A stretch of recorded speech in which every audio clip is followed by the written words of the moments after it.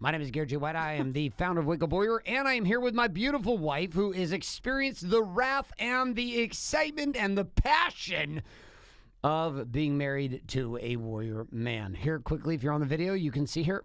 Oh, there she was. Oh, let's show you one more time. And there she is. And there she is, cute, one more time. Oh, and that's all you get to see until we pull it all the way out. Now, we've been doing this show for a lot of episodes. I don't even know, is this number 13? Is it 14? normal to do one show a week for most podcasts? It is. Do you feel like this is a lot? No, I just know that you do everything with excess, and so I didn't know if that's like a normal speed or too many. What do you guys think? Can you let us know? I mean, I was reading the reviews. We have 5 stars. That's good. That's good. Like tons of positive comments. Okay. That's great. Any people talking shit? Not really. There was like 2 comments in the beginning where they were like, I can't hear, your audio is not working, but we got to fix, so we're good. The audio's a problem. But we're good now. We're feeling good now. You feeling good? Yeah, I'm fine. Let's roll. We got a shorter show. We got a shorter show. This is a quickie show. You know what I like? It's a quickie show. It's a quickie show. Oh. Segue. Oh, Jesus. What's our topic today? Why don't you introduce our topic? It's bad when I start to think you're funny. That means that my slow seduction is like a virus in your soul. I have slowly taken over your bandwidth in your mind. All right, listen, here's the deal. If you're new to this show and you are a married man or woman, we hope this show serves you. If you are a follower inside of the games of the Warrior's Way to having it all published inside of the Warrior book or the newest edition of the book come out called Be the Man, which is the prequel to the Warrior book, well, we are here to talk about the other side of the story, which is the topics around being married, having kids, running businesses together, and ultimately living the Warrior's There's way. always 2 sides of the story. So there is. I had to come out and make him an honest man. You had to come bring an honest man. Oh, we don't need those sandwiches right now because we can't eat them on the show. But you can eat your sandwich. Give Ruby hers. My daughter was coming over. You want to come over and put your face on this camera real quick? Come here. Come here quickly and say hello to the people. You got to sit. You got to kind of be right where I am. Here you go. Oh, there. What's up? Hollywood. Oh. Hi. Hey. Hey. Someone. Oh, okay. so sassy. All right, that's enough. Okay, your bye. tongue is yellow, by the way. Thank you for your orange Gatorade. Give your sister her sandwich, please. Give your sister a sandwich. And put ours in the fridge. And put ours in the fridge. Bye, love you. What? Oh my God! I thought she doesn't like cheddar cheese. She is racist against cheddar. She always says white cheese. Okay, well then one of them does not. Ladies, you give your man 2 choices, he will always pick the wrong one. I'm not sure why. I was sitting there. I was in delay. You send him to the grocery store to get milk. He will get eggs. Okay, Bailey, give her the one without any cheese. Take the cheese off, child. No, there should be one without cheese and one with cheddar. Nope. Okay, we'll take the cheddar off of one of them off and figure it out. We got to finish this show. Love you. All right, love you. Bye. All right, so our children have to come to the studio with us because it's Monday and it's still spring break, and I didn't know. And I was like, "Wow, you have to come." So we give them the iPads, plug them in, and give them some food, and they're good to go. And we're good to go. Obviously, I messed up the cheese. I literally was standing there in line, and I'm thinking, it's like the day when you're like, when is our daughter's birthday? And I'm like, you have 3 kids, and 2 of them have the same birthday. So I should, and then ladies, really, like sometimes you're like, are you listening when I'm talking? Did you ask that question and like? I think sometimes I'm listening. Sometimes I'm listening. Many times I'm listening when you think I'm not listening. Or sometimes you ask a question and I'm like, did you really just ask me that? And then you're like, no, never mind, I know the answer. Like the birthday question. Okay, well done. Okay, so let's move on. Our show here has a purpose, which is to give couples a chance to have a conversation. Are you a licensed marriage therapist? Uh-huh. Oh, are you a doctor? I am licensed with the slip and slide and the QQP. I am a level 1 certified trainer of the QQP and the slip and slide maneuver. Yeah. So neither one of us are therapy therapists. Neither one of us are licensed doctors. Neither one of us actually even have a listen to your own risk grocery store discount coupon card. I have a Ralph's to get credit. You do. All right. Well, okay. Danielle has a Ralph's card. I still do not. The lady still does the beep and gives me the discount, even though I don't have a card. I don't know why she does this. It's probably not a good idea. She's probably saying no discount for you because you're not in the rewards. I always look at them like I give them a wink. You give them a look, and they're gonna scan. You literally it give them a wink. So do you do the wink? I to just a lady, am like, do you do the wink? I forgot it. And they're like, do you want another one? But what I really want to say is like, I'm too lazy to fill out the information and actually turn back in the form. So if you could just go ahead and swipe your card, that'd be great. Thanks. That's what I'm thinking. That's a great segue. Laziness and sexuality. You know what? I think the segue. beginning of our show is like you trying to figure out what you want to segue, and like we have a topic each week. It's like sex, communication, all this stuff, and you're waiting. I'm always like, do you know where the show's going to go? And you're like, no. So I think you like to banter to figure out where the show's going. I like the banter to figure out where you're at. It's going. It's like testing the waters. It's like I put a little sample in there, put a little Throw a little line. No. Why does this specific show always turn off to like a screw off? Oh, it's not though. It's exactly the way it's supposed to be. Okay. This show's perfect. All right, Let's so do this. here we go. We're going to talk about sex because this is our topic of choice today because our banter here goes from sex to money to parenting to communication. Then we come back around to the topic of sex. Danielle's got her Diet Coke. She's ready to go. She's loading up her system with a little caffeine so she can talk about this. We'd like to thank our sponsors, Diet Coke. Actually, no, we'd like to thank our local sandwich shop for selling us a Diet Coke for like $40. I always have like some form of caffeine. Something. Got to get through it. Okay, so I'm gonna actually introduce an interesting topic on this. I'm always so excited to see her. No, I'm gonna actually introduce the topic today. Oh wow! So, okay, off you go. I like this. Will be a first. Laziness in sex. Okay, let's talk. Listen, expand on this because you're a little bit of a professional with this. Haven't you heard the quote? Men are like, what is it? Women are like crock pots. Men are like toasters. Oh my God! Is that it? I don't remember. No. I guess it could be like a toaster. Men are like microwaves. Yeah. Women are like crock pots. I can't remember. I appreciate that. Women are like spoons, and men are like Doritos. All right, Kay. So that was rude. give it to us. Talk to me about this this laziness and sex that you've demonstrated at times. What? No, Yeah. I said women are like crock pots. Yeah, but that has nothing to do with the topic of laziness and sex. You gave a quote. Listen, it goes back to about QQP. crock pots and you used toaster. It goes back to we did an episode and I called it Quickie Porn Star. Review this for them really quickly, just in case they're here listening for the first time. It's not that I don't want to put in the effort, but I don't want to put in the effort sometimes. Oh shit! Listen to what my wife just said. You get special favors on your birthday, and there's Christmas, and there's Hanukkah, and then there's New Year's, and that's it, buddy. It's 3 times a year. Cinco de Mayo gets left off the list. Should be on the list. So wait, let me get this straight. Yeah, Quickie Porn Star was a model that you created. You know what I found? Okay, I'm just going to go there right now real quick. Because this is where I want to go. So listen, we always joke around like how many times you have to service your man, and I'm like, you know how you can get away with servicing your man is you just play the role of like you just get like really into it. Yes. So it doesn't always mean like you like. I know there's a lot of women who don't like to service their men that way, and there's some that do like to service their men that way. When you say service their men, what are you talking about? I'm talking about probably, you know. I don't know. Tell us. Is this how friendly of a show is this? This has been explicit lyrics from the beginning. Okay, We're the only explicit lyrics podcast in all of family and parenting. All right. We're like knife salesmen in a what? No, they don't know. Tell us. What does service your man mean? Please tell me. You I don't tell know. me. I don't service my man. If I'm servicing my own man, that means I'm like masturbating. Servicing your man. What does this mean? To me, when I was joking around like Christmas, Hanukkah, I was talking about. But what does servicing your man mean? I can't say it. Say it. I want to hear you say it. Are you talking about having sex? No. Are you talking about a blowjob? Yeah, there you go. Oh, so wait. So servicing your man is a blowjob. That's what I was referring to, yes. Okay. This was a topic that came up at a party a few days ago. It did? Yeah. Remember the mattress strategy?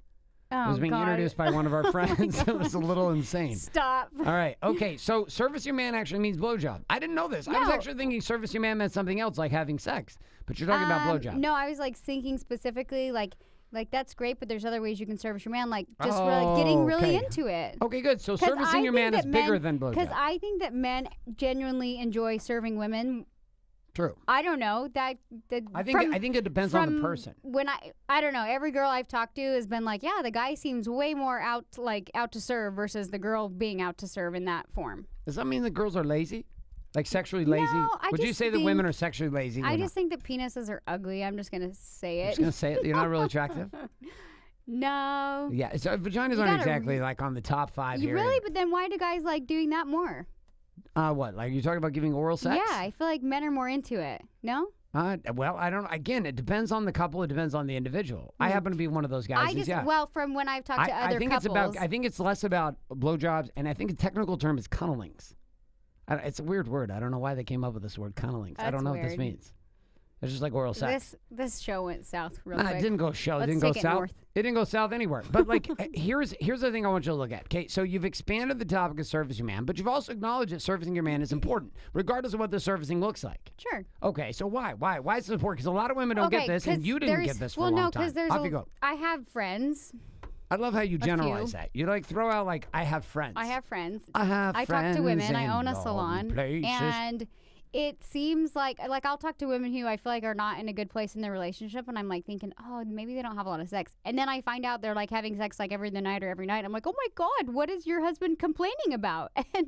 And they're like, but then I'm wondering, I'm like, Garrett calls it vaginal masturbation when the girl like is just like, yeah, that's fine, and you just kind of like, you just lay there. Wham bam, thank you ma'am. Right. Not even lay there. I mean, even on my laziest days, I don't just lay there. But I'm just saying, like, girl's not really into it. She doesn't show love or appreciation for her husband in that way, because maybe she's in a place in her relationship where she doesn't feel that. Do you know what I mean? But she's just kind of like, it's fine. And so I think the guy maybe, I don't know, because I'm not a guy, but I would imagine if like my partner was kind of showing that energy, that I would feel very unemotionally, I would feel like not fulfilled. Do you know what I mean? I'd be like, yeah, I guess I'm getting off, or I guess I'm having sex, but I wouldn't feel the same connection as when two partners actually want to have sex together and put forth that energy, I guess is what I'm saying. Okay, well done. I agree with you. I know. Okay, so like I think this giving lazy side of the game, I think that what we're really defining is that one person in the relationship tends to be the giver, and one person in the relationship tends to be the taker. Really? Yeah. Which one? You're a taker. You know Let's what? just call it how you know it what? is. You know what? I'm gonna. I like it. I like how you stood up straight and you put your chest out and you put your arms out on that one. I'm gonna give the guys a pointer. Okay, off you go. Get your girl warmed up and then worry about yourself. Sometimes you're too giving. I'm like, get yourself warmed up and then worry about yourself. Yes. Continue. You've just hit gold again. Every time we do this show, you hit gold. I mean, I don't understand. Your voice went so high. You were Go! so excited. Oh, too far. All right, so give it to us here.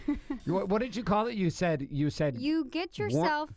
No, you don't get yourself. Let your man warm you up.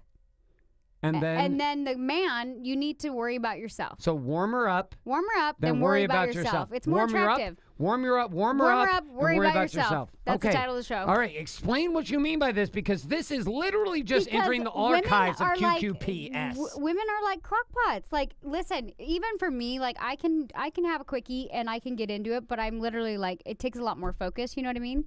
So if I want to enjoy a quickie, I just have to kind of really like zone in and focus. Where I don't know, maybe some guys do, some guys don't.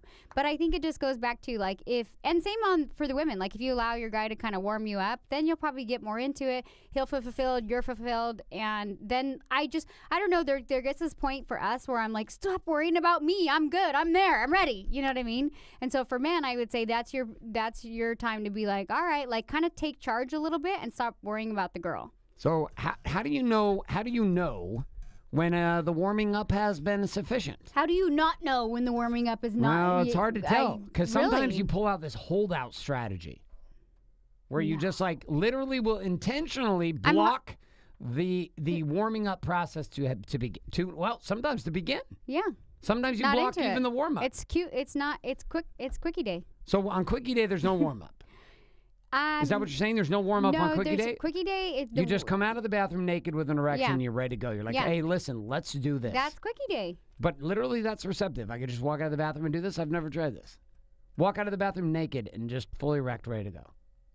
I feel like you do that a lot. I literally like mention like, do you want to have sex? And you're like, yes, I am ready.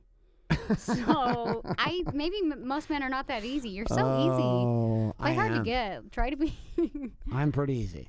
I'm like quite easy. I'm like disappointed when I'm like when I'm like, hey, let's have sex, and you're like not into it. I'm like, oh. Yeah, it's happened occasionally.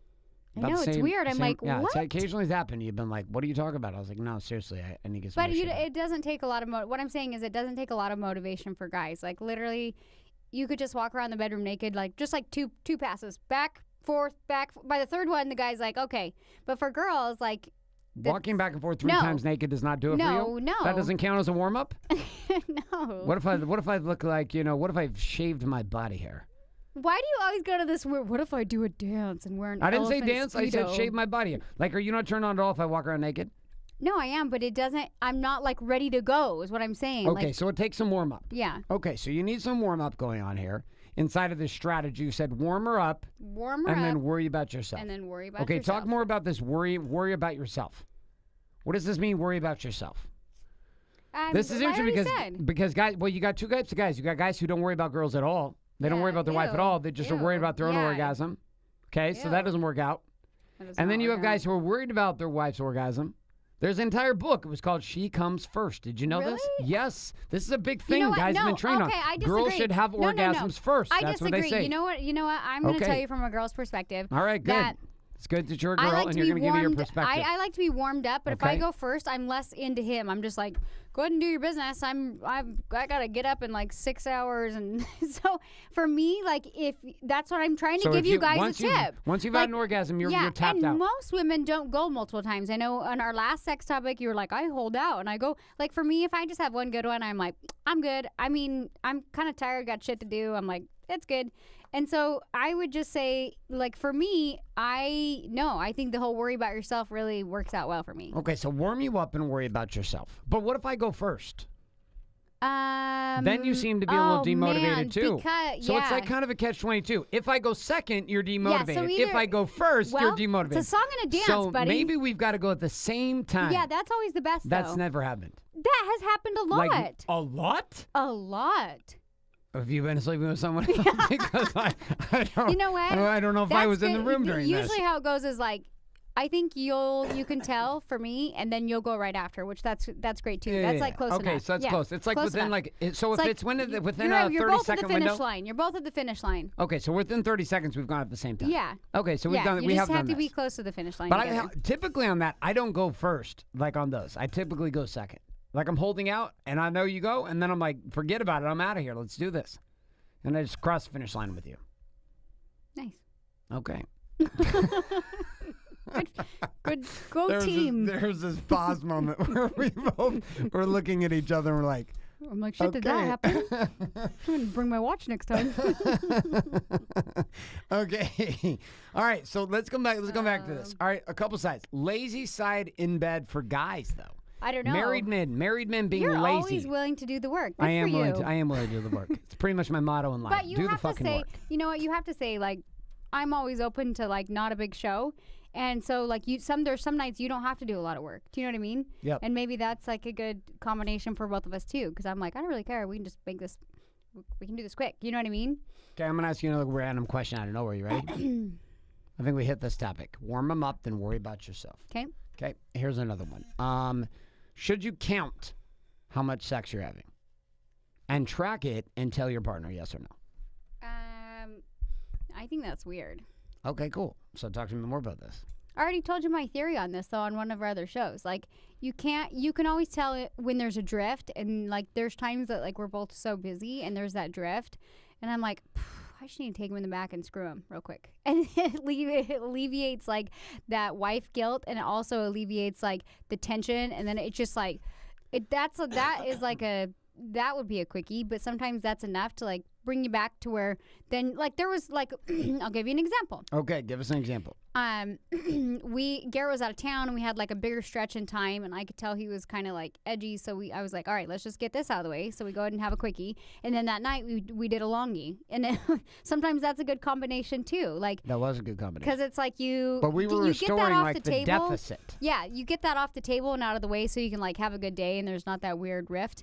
And there's a lot of women who they'll say, oh, my husband's traveling a ton, or it takes me a minute to warm back up to him, and I'm like, I get it. And my advice for women would be like, if maybe your guy's in the military, or maybe he just travels a ton, and I know like when he comes home, you're just like, you're almost kind of like bugged. You're like, I'm bugged that you're traveling so much, but I appreciate that you're taking care of me. So it's this weird mixed emotion for the women. And it gets to this, they're almost standoffish. And the guy's like, I just want to have sex with you. I would encourage you women, and I learned this kind of the hard way, because I'd always be that girl that was a little bit standoffish. And then we'd get in a fight, we'd have a shitty day, and I was like, I haven't even seen him for a while, and I don't want to start off like this.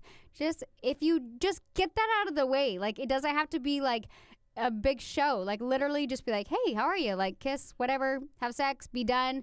I promise you, like the whole rest of your day, it's just like, and the guy is like putty in your hands. He's just like, what do you want to do? You're like, I want to go shopping and I want to go to the beach and I want to go to this. And he's like, that's great. And so I used to be stubborn and be like, oh, I'm kind of, it's weird, but I was like, I'm kind of bugged that you're gone. But at the same time, like I said, appreciative, like you're helping provide for the family. And I know that's your work. So I would just say, try that, because sometimes it's like not that big of a deal. Like just get that out of the way. And then if it happens later that night, great. If it happens next night, great. So anyways, that's all I was. So this was a huge struggle. This was a huge struggle for us, because here's what goes on for men when they travel, right? If they've been gone at all at any given time for business, doesn't matter, 2 days, 2 weeks, doesn't matter. When men are gone, they end up feeling a increased drive sexually.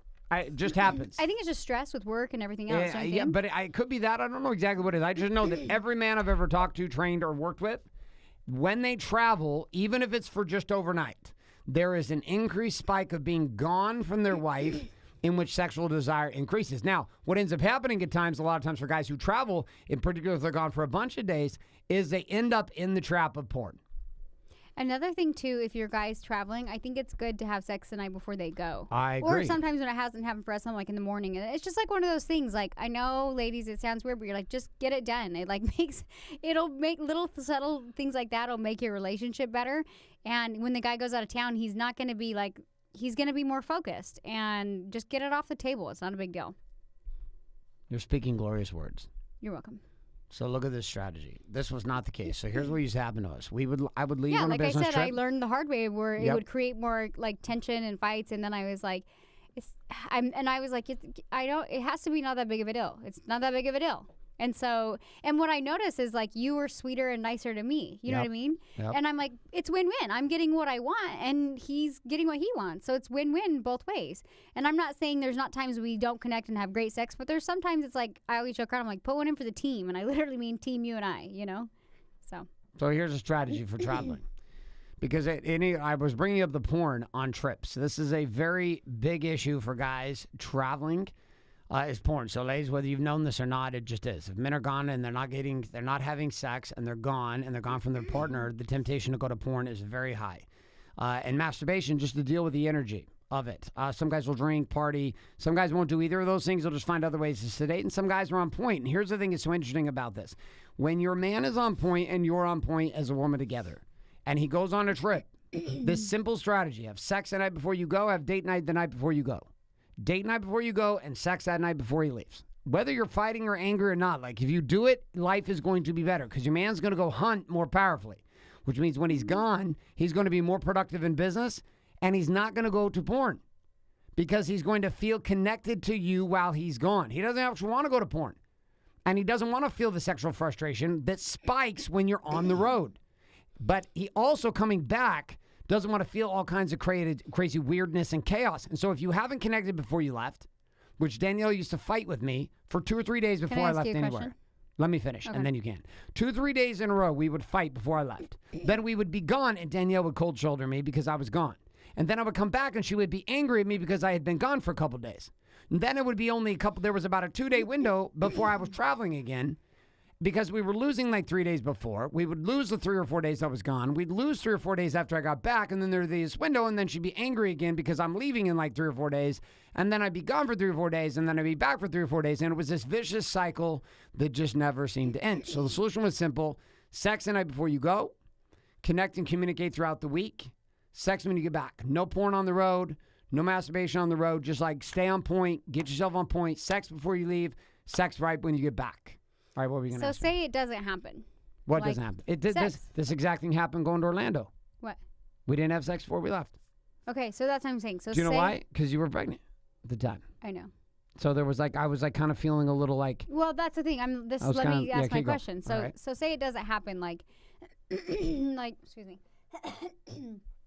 Say there's it's the night before you're traveling and the wife's not feeling good, or somebody's working late. So you go to bed at different times. You don't see each other in the morning. Whatever. Mm-hmm. It just doesn't happen. So does the guy, in your experience, do you feel like pouty? Are you like, oh my gosh? Are you? Yeah, sometimes. Mm-hmm. The only and reason how can men take accountability for that if it doesn't happen? I think it's tough. They can take accountability for that if they know they're going to come home. They're going to have sex right away.